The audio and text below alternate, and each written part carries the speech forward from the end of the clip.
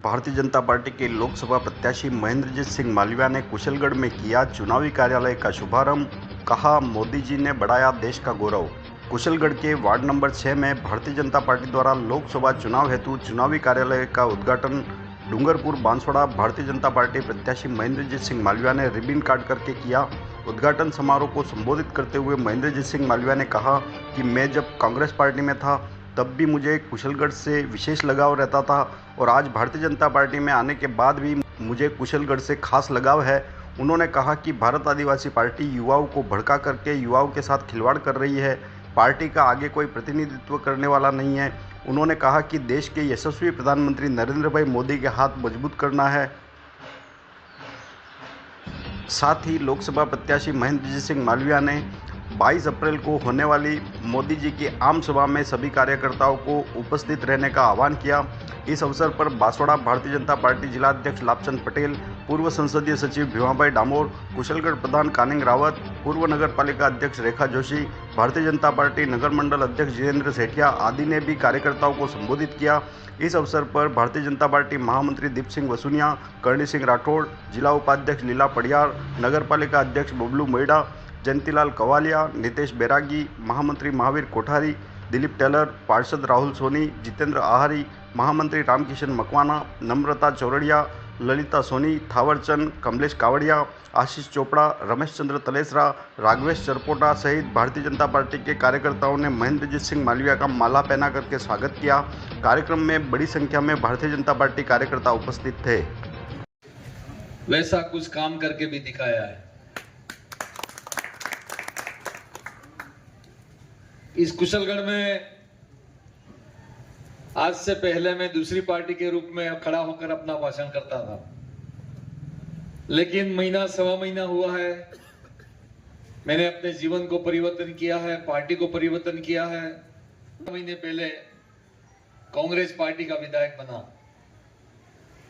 और 42,000 वोटों से मैं चुनाव जीता।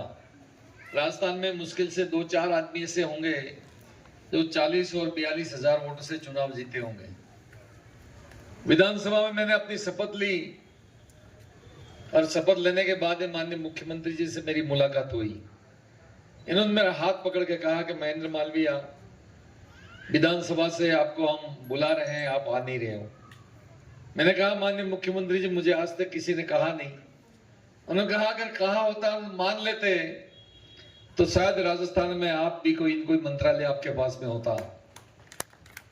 मैंने कहा, साहब मेरे किस्मत में नहीं था तो वो कहां से मिलता।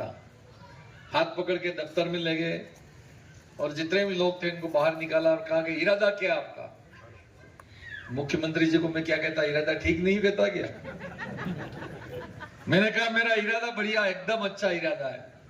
तो जाओ घर पे और घर वालों से, बच्चों से बात करो। आपको निश्चित रूप से भारतीय जनता पार्टी में आना चाहिए, आपकी यहाँ पे आवश्यकता है और आप धार्मिक प्रवृत्ति के आदमी हो, सभी धर्मों को साथ लगे चलने वाला व्यक्ति हो और मेरी बात को स्वीकार करो, मान लो। घर पे आया, हल्की फुल्की बात घर वालों से की, कभी हाँ कर रहे थे, कभी ना कर रहे थे, लेकिन फिर रात में फिर मुख्यमंत्री जी का टेलीफोन आया कि मालविया जी क्या हुआ। मैं सब बढ़िया हो गया। सुबह बुला के लेके गए अमित शाह साहब के पास, नड्डा साहब वहां बैठे हुए थे, हमारे मुख्यमंत्री जी थे साथ में। एक लाइन में उन्होंने फैसला किया कि आप कल से भारतीय जनता पार्टी का काम करो, बाकी आपका भविष्य क्या होगा वो हमारे छोड़ दो आप। तो मैंने हाँ भर ली, एक गिलास पानी पिया और वापस निकल के आ गया। एमएलए से इस्तीफा दे दिया और 13वें दिन तो घर बैठे टिकट आ गया। मुझे ये बात कहते हुए बहुत फक्र है, बहुत घमंड कह सकता हूं, मुझे गर्व कह सकता हूं मुझे इस पार्टी के ऊपर, पार्टी के नेताओं के ऊपर। कई साथी टिकट के लिए अपने जूते घीस देते हैं, टिकट नहीं मिलता है और मुझे भी कह रहे थे कि महेंद्र मालविया इस्तीफा तो दिया है लेकिन पता नहीं, कहते ऐसा ही रहने वाला है।